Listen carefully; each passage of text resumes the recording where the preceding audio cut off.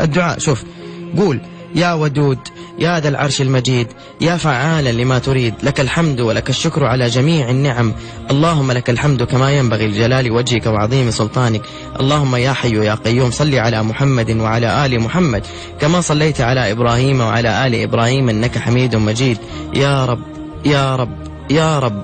أسألك بعزك الذي لا يرام وبملكك الذي لا يضام وبنورك الذي ملأ أركان عرشك، يا مغيث أغثني يا مغيث أغثني يا مغيث أغثني، ثم تذكر حاجتك: اللهم اقض عني الدين، اللهم فرج عني ما أنا فيه، اللهم تمم لي أمور حياتي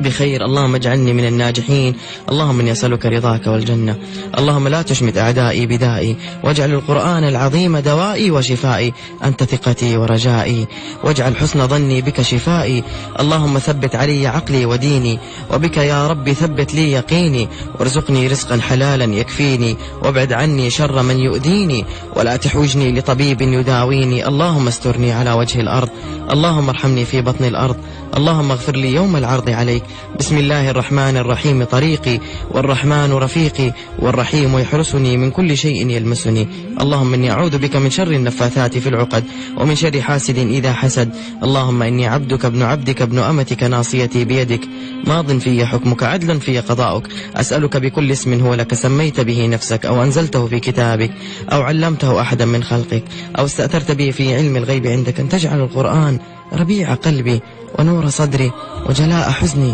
وذهاب همي، اللهم يا مسهل الشديد ويا ملين الحديد ويا منجز الوعيد ويا من هو كل يوم في أمر جديد، أخرجني من حلق الضيق إلى أوسع الطريق، بك أدفع ما لا أطيق، ولا حول ولا قوة إلا بالله العلي العظيم.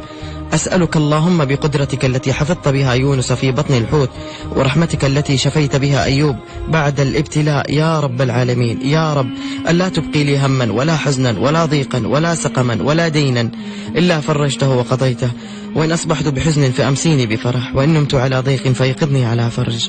وإن كنت بحاجة فلا تكلني إلى سواك، وأن تحفظني لمن يحبني وتحفظ لي أحبتي، اللهم إنك لا تحمل نفسا فوق طاقتها، فلا تحملني من كرب الدنيا والحياة ما لا طاقة لي به، وباعد بيني وبين مصائب الدنيا وتقلب حوادثها كما باعدت بين المشرق والمغرب،